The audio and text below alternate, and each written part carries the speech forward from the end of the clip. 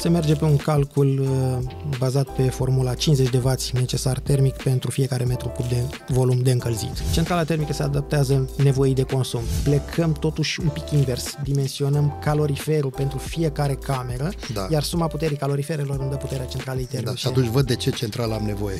Controlul centralei prin internet face ca pornirea, oprirea centralei termice să fie făcută atunci când avem într-adevăr nevoie. Sistemul trebuie spălat, după care conectată centrala termică. Operațiunea asta însă este neglijată de mulți instalatori. Putem conecta sistemul de panouri solare, astfel încât cât timp avem energie solară să captăm, să aducem aport la încălzirea boilerului, iar centrala termică prin consumul de gaz să compenseze doar diferența de temperatură necesară. În cartea tehnică avem revizie tehnică anuală recomandată de producător, în schimb acel ITP, acel VTP pentru centrala termică se face din 2 în 2 ani.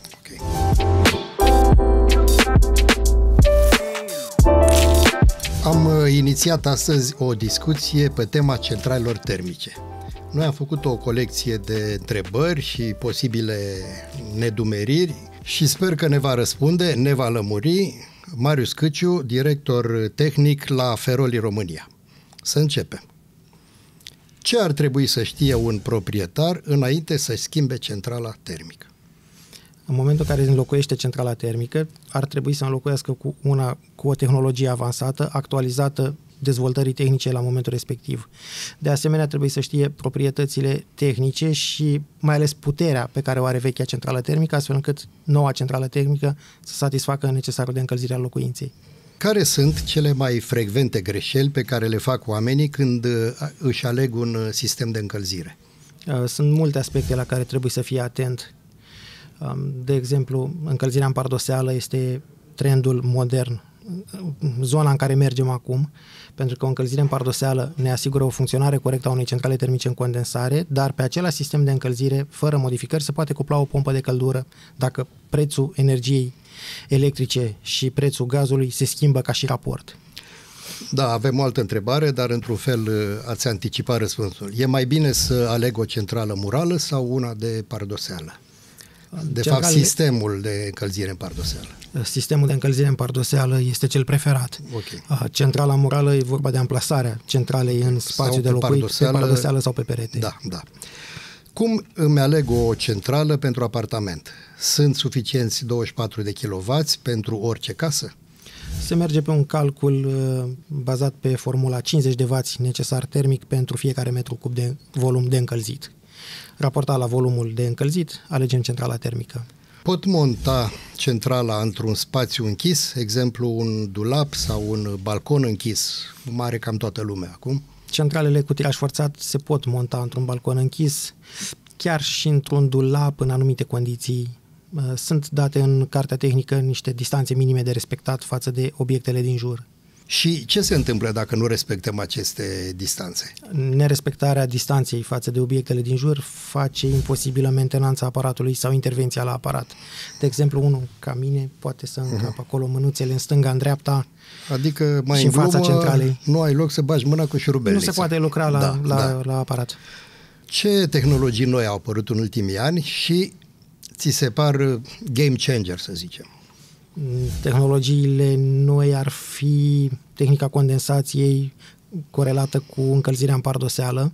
Asta duce eficiența centralei termice în zona de confort maxim. Controlul prin termostat cu protocol de comunicare open term face de asemenea ca centrala termică să meargă cu eficiență maximă. Controlul centralei prin internet face ca pornirea, oprirea centralei termice să fie făcută atunci când avem într-adevăr nevoie, față de o programare dintr-un termostat, când centrala pornește, oprește, conform programului, asupra căruia nu putem interveni dacă nu suntem acasă. Printr-un acces de la distanță putem face economie sau putem consuma energie atunci când avem chiar nevoie de ea. Știm cu toții că e o diferență destul de mare de costuri în ceea ce privește montarea unui sistem de încălzire. Care e diferența reală între un sistem, să zicem, scump și unul ieftin? Prețul? Ok. Nu, diferă materialul folosit. De exemplu, o instalație în cupru e mult mai scumpă decât o instalație în polipropilenă. E bine de utilizat, de exemplu, materiale cu durată mare de viață. Utilizăm cupru pentru că are durată mare de viață. Utilizăm țeavă PEX A pentru că are durată mare de viață. Nu am vrea o țeavă spartă în pardoseală când trebuie să o căutăm unde e, să stricăm o șapă, o gresie, un parchet pentru a căuta un defect. Da, Marius, că a venit vorba. Cât de importantă e mentenanța regulată și ce se întâmplă dacă este ignorată?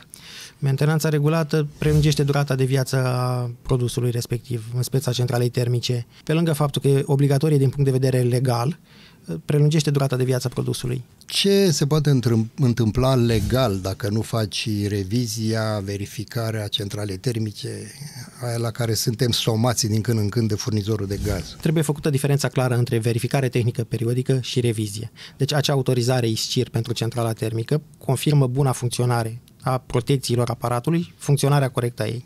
Revizia tehnică presupune curățarea, verificarea vasului de expansiune, curățare pe cameră de ardere, pe electrozi, testele funcționale. Deci, ca și la auto, ITP-ul este verificarea bunei funcționări, revizia presupune înlocuirea anumitor componente consumabile pentru a aduce aparatul în starea bună de funcționare. Da, mie mi se pare clar.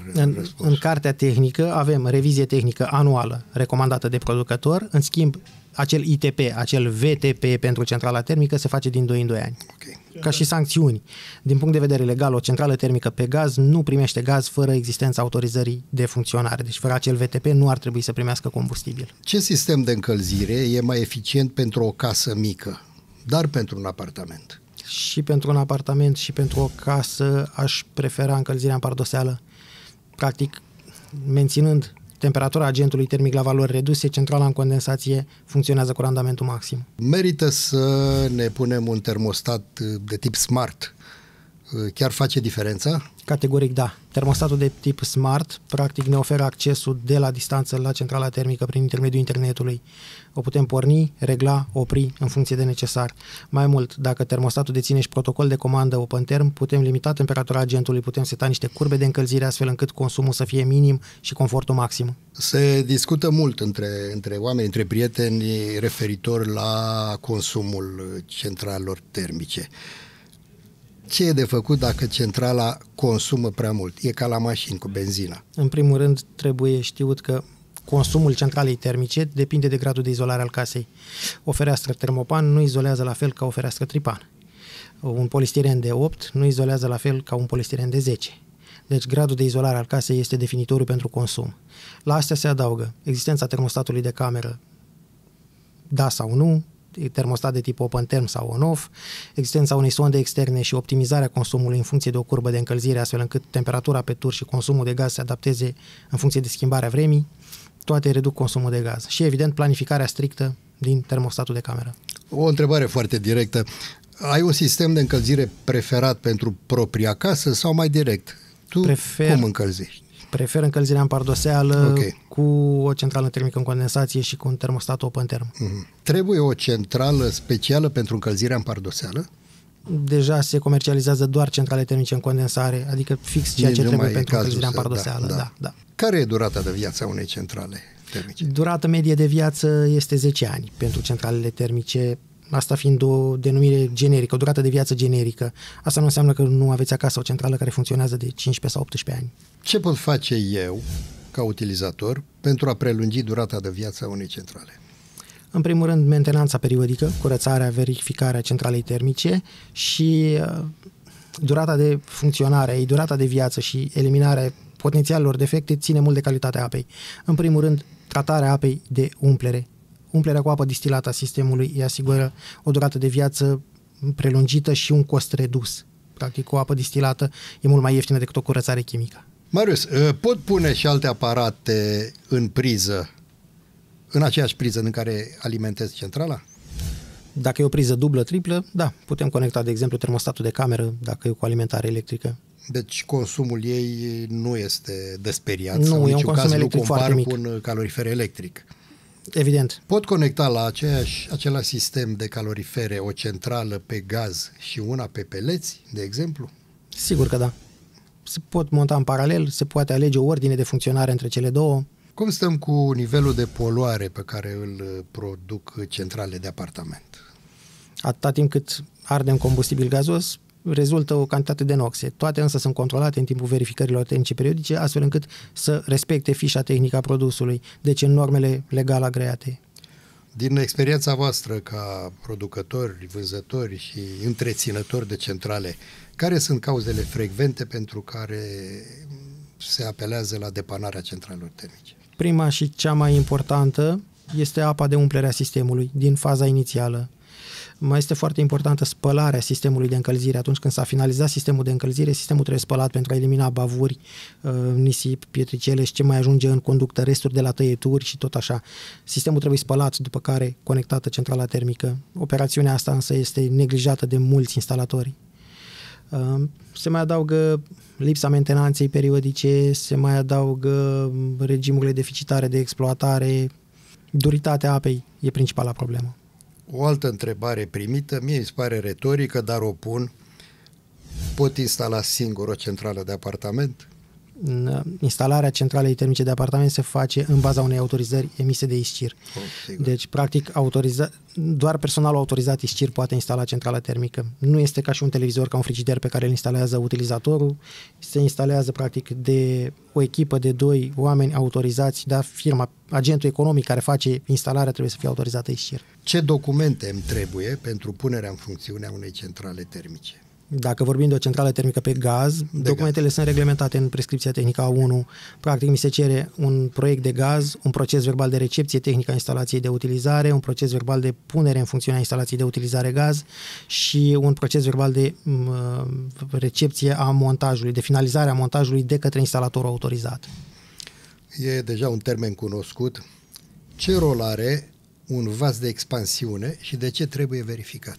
Vasul de expansiune preia dilatarea apei din sistem. Practic, apa e incompresibilă. Variația de temperatură a apei va duce la variație de volum. Și atunci acest volum trebuie să varieze, să poată fi compensat undeva, de exemplu, în vasul de expansiune. Acolo avem o cantitate de aer, da? Și o membrană elastică din cauciuc, din polimer și, practic, dilatarea apei face ca aerul să se comprime, să se destindă, menținând presiunea în sistemul de încălzire. Ce părere ai? În cât timp se amortizează investiția într-o centrală nouă? Aș putea spune chiar în primul sezon de revizie a CET-ului. După primul duș rece, considerăm amortizată investiția. Uzual în 2 ani, 3 ani. Depinde și ce centrală, depinde și ce centrală, ce sistem de instalare. Dar principalul avantaj este confortul dat de centrala termică. O revizie a centralei termice de apartament durează 2 ore. Deci nu suntem obligați să așteptăm o lună că durează un CET, da, pentru un oraș.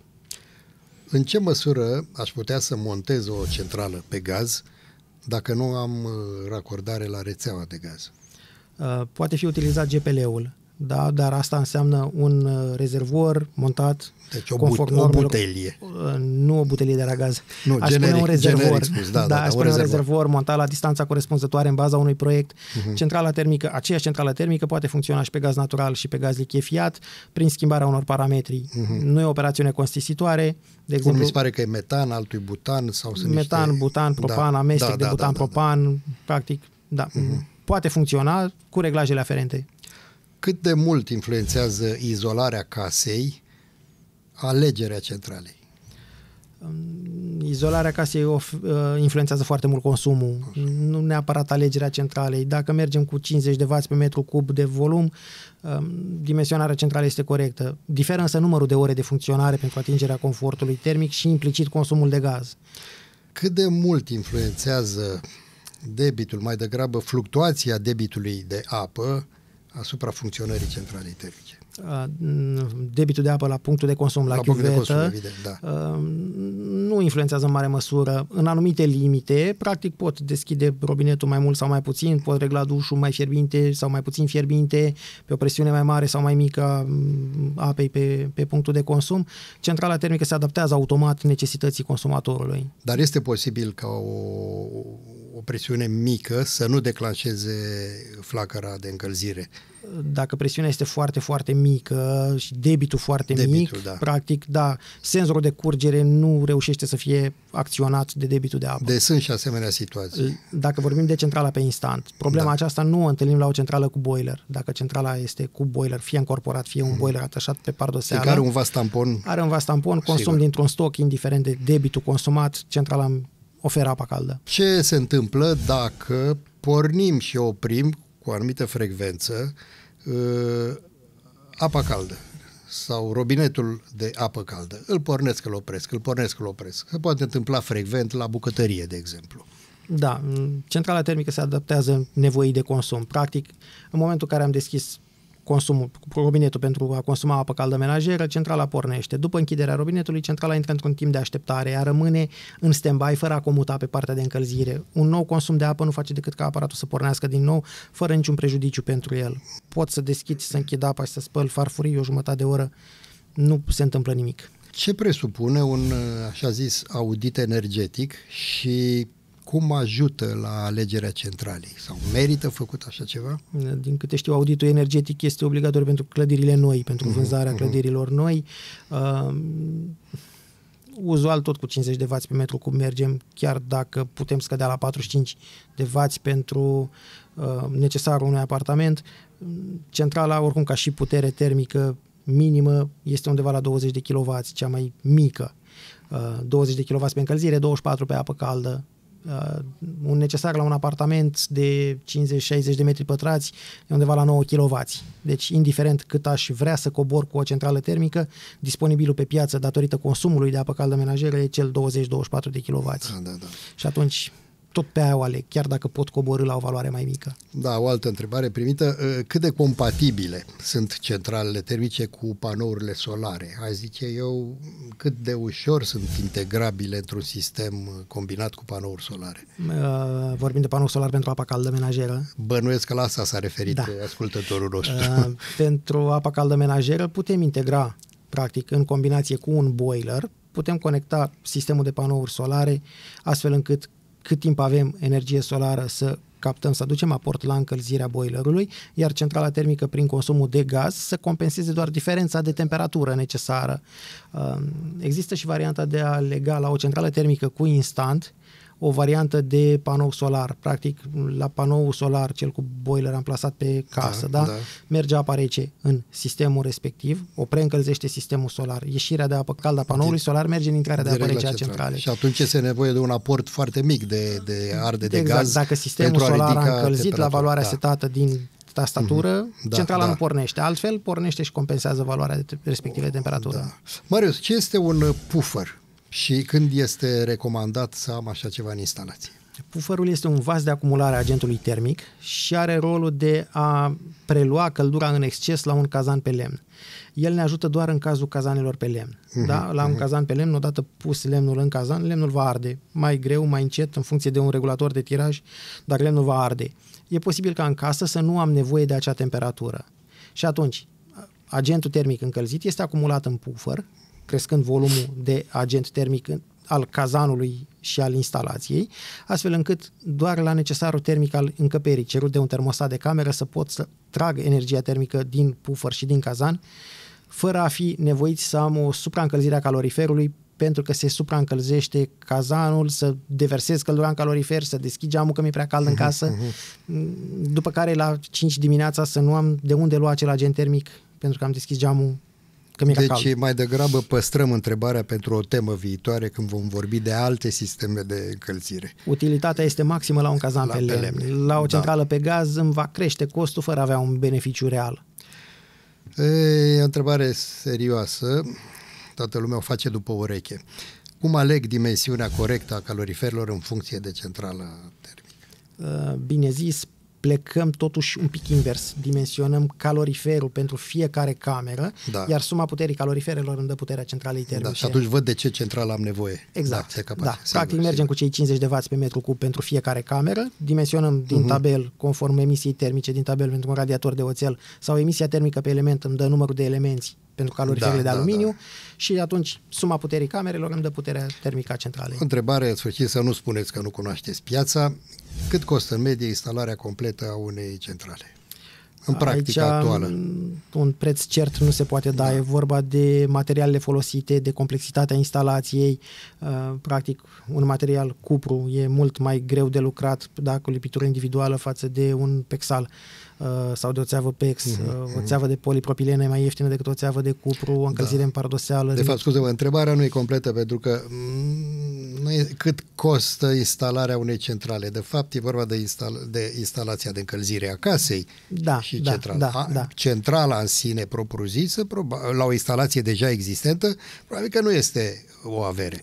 Nu, acolo e vorba doar de schimbarea robineților și a traseelor scurte. Robineților după 10-15 ani de funcționare, recomand înlocuirea robineților împreună cu centrala termică. Întrebare bună. Care sunt semnele că o centrală veche ar cam trebui schimbată?